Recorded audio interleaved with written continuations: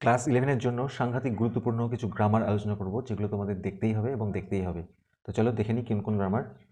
Ben Price knew Jimmy's habits, very very important, পড়তে হবে voice. তাহলে বেন প্রাইস হচ্ছে এখানে সাবজেক্ট, নিউ মানে জানতো, ভার্ব কাকে জানতো, জিমির হ্যাবিটসগুলোকে, অবজেক্ট। তাহলে জিমিজ হ্যাবিটস অবজেক্টিভ সাবজেক্ট হলো, তারপরে টেন্স অনুযায়ী বি ভার্ব পাস্ট টেন্সে আছে, তাহলে ওয়াজ ওয়ারের মধ্যে ওয়ার বসবে, কেন, হ্যাবিটস আছে। তারপরে ভার্বের third form know, knew, known, তারপরে বাই বসে, কিন্তু নোনের পরে কি বসে, অ্যাপ্রোপ্রিয়েট প্রিপোজিশন টু বসে, খেয়াল করতে হবে। তারপরে সাবজেক্টই অবজেক্ট, বেন প্রাইস। এই টাইপের গ্রামার একটা পরীক্ষায় থাকবেই থাকবে, ভালো করে শিখে নাও। হি গট হিজ কি, সে তার চাবিটা পেলো। হি ওয়েন্ট আপস্টেয়ার, সে উপরতলায় চলে গেল। সিম্পল সেন্টেন্স করতে হবে, ভালো করে বুঝবে। একজন লোক দুটো পরপর কাজ করছে, তখন সেটা কিভাবে সিম্পল সেন্টেন্স করতে হবে, এটা পার্টিসিপেল করে করতে হবে। অর্থাৎ প্রথম যে ভার্বটা আছে তার প্রেজেন্ট ফর্ম প্লাস আইএনজি, অর্থাৎ গেট প্লাস আইএনজি।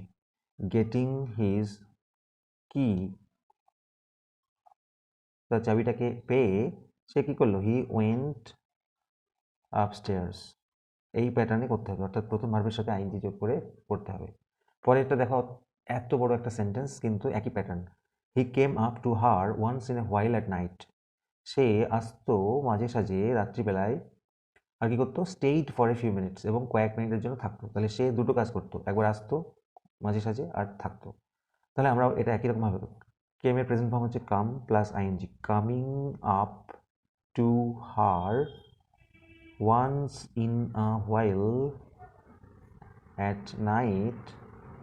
কে কি করতো, এবার এখানে বুঝতে হবে, অ্যান্ড কাটা পড়বে, এই সাবজেক্টটা এখানে আসবে। He stayed for a while, simple sentence তো, তাই জন্য সাবজেক্টটা একবারই বসবে এবং এটা পরের দিকে বসবে, বুঝলে। তারপরে দেখো খুবই ইম্পর্টেন্ট, লেডিলাল took out a bundle of ক্র্যাম্পড chapatis, voice change. তাহলে লেডিলাল হচ্ছে সাবজেক্ট, টুক আউট মানে বের করলো, ভার্ব কি বের করলো, এ বান্ডেল অফ ক্র্যাম্পড চাপাটিস। তাহলে object a bundle of ক্র্যাম্পড chapatis was take to taken, ভার্বের third form, taken out by lady Lal. কি করে হলো, অবজেক্টিভ সাবজেক্ট হলো এ বান্ডেল অফ ক্র্যাম্পড চাপাটিস, যেহেতু এটা বান্ডেল বোঝাচ্ছে, একটি বান্ডেল, সেই জন্য আমরা এখানে ওয়াজ করেছি। যদি শুধু চাপাটিস থাকতো তাহলে ওয়ার হতো।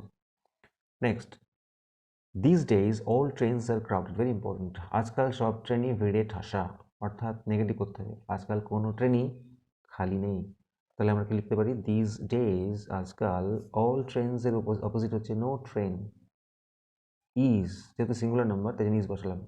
আর ক্রাউডেডের উল্টো হচ্ছে এমটি, আজকাল কোনো ট্রেনই ফাঁকা নেই। টেল মি এ স্টোরি মা দা, লীলা সাইড, লীলা বললো মা একটা গল্প বলো। তাহলে লীলা, এখানে প্লিজ কথাটা নেই যে রিকোয়েস্ট বসাবো, সেটের জন্য আমরা এখানে রিকোয়েস্টও করতে পারি, যেহেতু মাকে বলছে তো, রিকোয়েস্টেড অথবা টোল্ড করে দিতে পারো without any hesitation.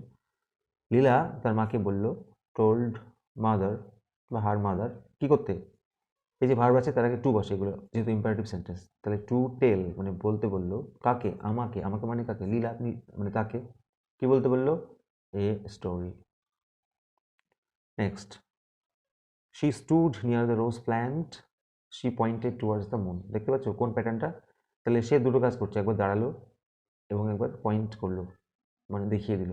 Join by using participle, ঘুরিয়ে দিয়েছে, তাহলে পার্টিসিপল মানে ভার্ব প্লাস আইনজি, অর্থাৎ প্রেজেন্ট পার্টিসিপলের কথা বলেছে। তাহলে এখানে প্রথম ভার্ব কি আছে, স্টুড, তার প্রেজেন্ট ফর্ম হচ্ছে স্ট্যান্ড, তাহলে আইনজি যোগ করবো, standing near the rose plant, কে কি করলো, শি, এখানে শি একজনই তাই না, শি পয়েন্টেড টু ওয়ার্ডস দিয়ে যা যা আছে তাই তাই। Next one, training in drawing will develop there power of observation, দেখতে অনেক বড় কিন্তু হেভি সোজা voice change. Training in drawing subject, develop মানে হচ্ছে উন্নতি করবে, লাভ, তাহলে ভার্ব কি করাবে, দেয়ার পাওয়ার অফ অবজারভেশন, এটা অবজেক্ট হয়ে গেল। তাহলে অবজেক্টিভ সাবজেক্ট হবে দেয়ার পাওয়ার অফ অবজারভেশন।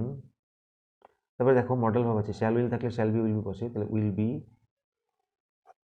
তারপরে যেমন হয় ভার্বের থার্ড ফর্ম ডেভেলপড, তারপরে বাই বসে এবং সবশেষে সাবজেক্টই অবজেক্ট হয়, অর্থাৎ ট্রেনিং ইন ড্রয়িং, এটা লাস্টে বসে যাবে। হি ওয়াজ ডিসমেইড, দ্য কম্পার্টমেন্ট ওয়াজ এমটি, সে মন মরা হয়ে গেল, কম্পার্টমেন্টটা খালি ছিল। সিম্পল করতে হবে। তাহলে আমরা বলতে পারি কম্পার্টমেন্টটি খালি হওয়ায়, দ্য কম্পার্টমেন্ট, ওটা আগে আনতে হবে, বিইং মানে হওয়ায়, কি হওয়ায়, এমটি, কম্পার্টমেন্টটি খালি হওয়ায় হি ওয়াজ ডিসমেইড, সে হতাশ হলো আর কি। 10 নম্বর ভেরি ইম্পর্টেন্ট, বারবার এসছে, আর্থ has not anything to show more fair, এটা মোর হবে, করতে হবে ইন্টারোগেটিভ, প্রশ্নবাচক। পৃথিবীর এর থেকে সুন্দর দেখাবার কিছু নেই। তাহলে পৃথিবীর কি এর থেকে সুন্দর কিছু দেখাবার আছে? কি করতে হবে? ইন্টারোগেটিভ করতে হলে অক্সিলারি ভার্বগুলো আগে বসে। হ্যাজ আর্থ এনিথিং, পৃথিবীর কি কিছু আছে? তো নটটা উঠে যাবে।